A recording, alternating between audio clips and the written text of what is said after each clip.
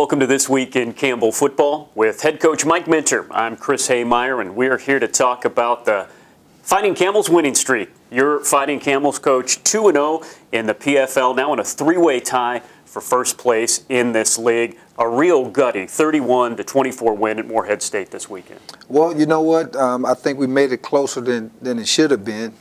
We was up 14. I thought the guys came out with great energy. We kind of took control of the game in the first half. You go into the locker room with a 10-point lead, so you're feeling pretty good about where you're at, and so when you can take control of the game early on, it makes a lot of statements to guys.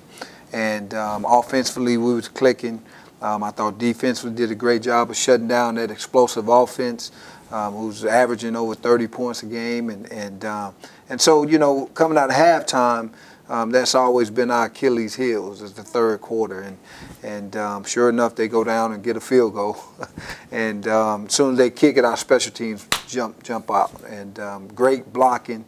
It was like practice, and it was really good to see it all develop. And then Isaiah Howard just hit it, made one guy miss. I told him, this is the guy you got to miss. I told him that all week.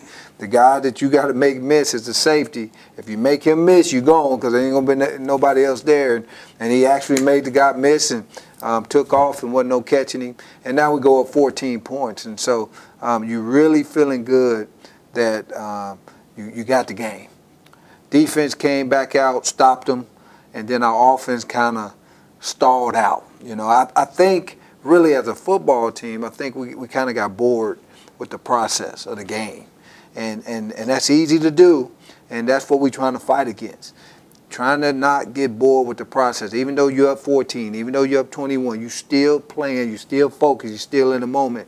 And you can't let a team get momentum and get back in the game. And that's what happened. They stopped us a couple times, and we stopped them a couple times, and then all of a sudden they get a big play on the third down, 3rd and 8, crossing route. Easy tackle, catch it for 5. They punt the ball again. Maybe our offense get started, and we didn't make the tackle. Got their offense started, and then a couple of penalties, and they in the end zone. And then the second touchdown to tie the game up, it's 4th down and 100. They throw the ball up, and the guy at the 2-yard line, right on the sideline. I don't know how you throw a 50-yard. Back shoulder fade, and nobody makes the play, and not step out of bounds. I mean, that was a heck of a play by them, by the quarterback, and by what he was doing, and great catch by the wide receiver, even though I think he pushed off a little bit. But he caught it. They tie the game up. Now what we going to do? Okay? Now we have to wake up. Okay? And we do. Offense scores. Swing route, really a wheel route to Joyner. Catch it, outrun everybody. Now the defense has to step up and get 2 stops, and they did that. And what a play having Uganda covering the back out of the backfield. We blitz into the back. We get pressure into his face. He throws the ball to the running back, and Uganda makes the play on 4th down and seals the win. Your defensive end can rush, get a sack, and also play coverage. That's what you want. So it was a great win for us, and of course we're excited about being 2-0, but we also know we got a whole lot of work to do to continue to go to where we want to go to. It was a fantastic game. It was thrilling, a little bit too thrilling for guys in the booth or down on the sidelines, but here's the highlights and some post-game reaction from Campbell's win at Morehead State.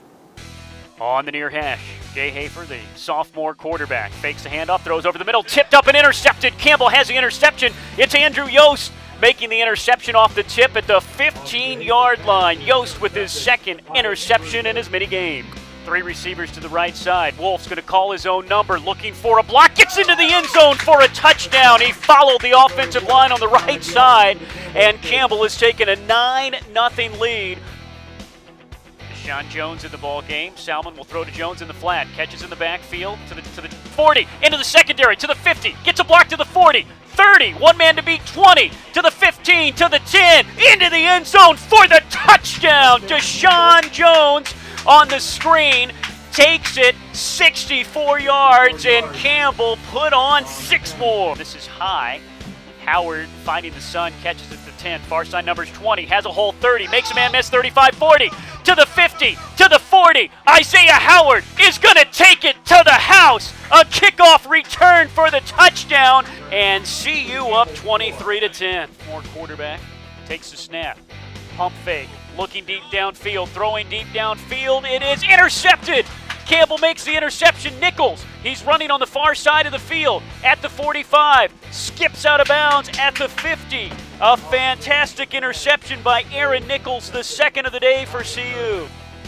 Back to throw Wolf, gonna throw it down the far side of the field. It's caught. Caught by Joyner out of the backfield at the 40, 30, 20, 10. Touchdown, CU! Are you kidding me? Joyner What a comes play. out of the backfield, makes the catch down the far sideline, and CU with the lead. Final from Kentucky, Campbell 31, Morehead State 24. It had been opening up all game, and right before the kickoff, Coach Mitt told me to just hit it hard and trust it, and I really had the easy part. My teammates did the hard part. They opened it up like the Red Sea, and I just made one man miss. I had the easy part, and it was 6. Huge victory for us, to be 2-0 in conference, first time ever in school history. It's a big time win for us. We really got tested. Offense struggled a little bit in the second half, but the defense was able to pick us up and get a huge stop at the end of the game. Jared Joyner made a big play on that wheel route to score for us, and it's just a huge victory for us. Coach, your experienced O-line again paves the way for a big offensive day for you. Again, there were some sputterings in the second half, but how great is it as a coach to have an experienced group up front?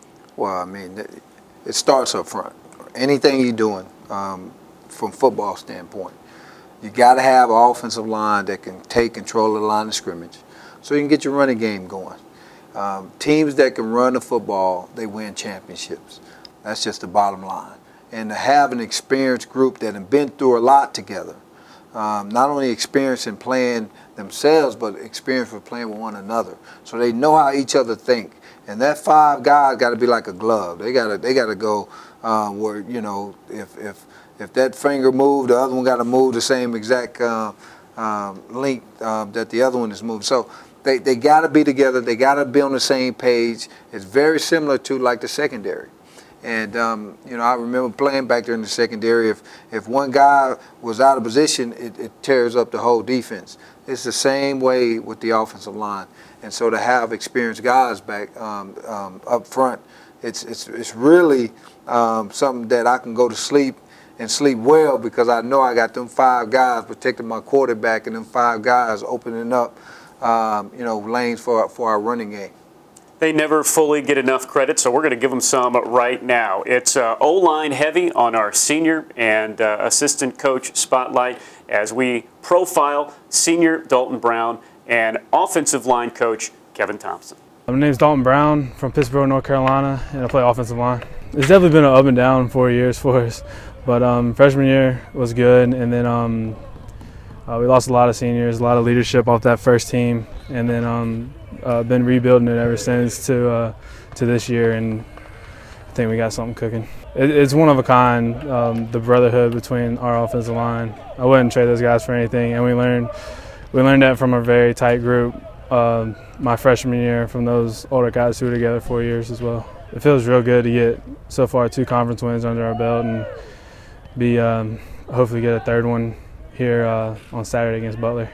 I am the offensive line coach, and I assist in game plan with the running part of what we do. Take a lot of discipline.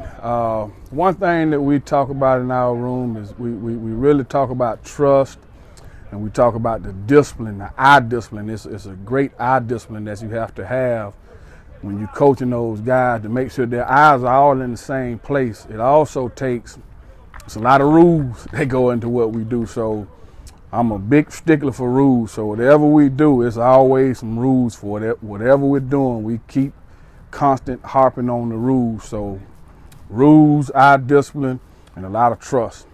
The offensive linemen are loyal. That's usually the tightest group on the field amongst each other. These guys, once they leave this building, they still together. It's not like some go off and they don't see the others. It's like they leave, they go into lunch together.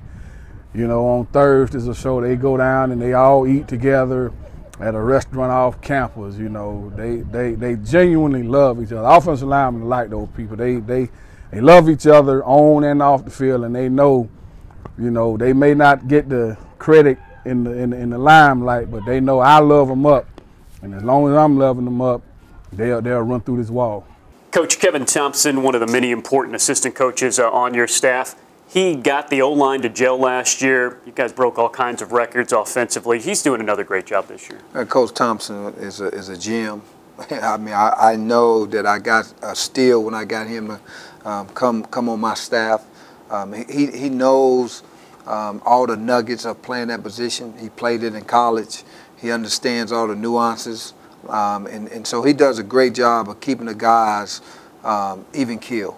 They never too high, never too low, and that's his personality. And so the offensive line are always in the moment, and it's because of him and what he brings to the table. The other thing is he's a technician. Because he played the position, he understands how important technique is, and so he's always using technique and doing what he does with coaching them guys. So we real excited about the fact that we got Coach Thompson on our side coaching our guys how to block. Well, Coach, you're 2-0 in conference, one of just 3 undefeated teams in conference, of course, in a tie for first place at the top of the Pioneer Football League. Never a week off in conference play, which coming into town this Saturday, high noon, thankfully right here at home at Barker Lane Stadium, the defending PFL champions all the way from Indianapolis, the Butler Bulldogs. Well, you know what, they're going to be solid. It's a football team that's well coached, even though they got a lot of new guys, new faces, playing a lot of different positions, but they doing the same stuff. And so what we have to be is we got to be sound. We got to be very effective at doing what we do. And because they going to come in and do what they do, we got to do it better. And so it's going to be tough. The great thing is we don't have to worry about that quarterback they had last year. But this guy they have this year, he's athletic. He can get the ball to his receivers. I just think they complement each other well. I think they got like a 3-headed monster in the backfield as far as the running backs is concerned. We're going to have to be able to stop them. I thought number 11 really ran the ball well last week. You know, he's a big guy, and he has speed. So he get in the open field, you ain't catching him. So we got to corral the running game and make the quarterback uncomfortable when he's wanting to throw the football. Get him off his spot so we can control the passing game as far as the defense is concerned. Now, our offense, we got to run the football. We got to be able to run the football no matter who's in the box, no matter what's going on. And then when we do pass the ball, like last week, we got to be very efficient. We passed the ball, I think, 15 times. We connected for 10 for over 250-some yards of throwing the ball. And so when you can do that, you've been effective in the passing game. That really makes your offense that much more powerful. So, again, it's about us. We got to control the 3 things that we can control, and that's playing as a team for 60 minutes, playing physical football for 60 minutes, and playing with confidence for 60 minutes. If we do that, we'll like the results of the end of the game. So, again, we're not focusing on the results itself.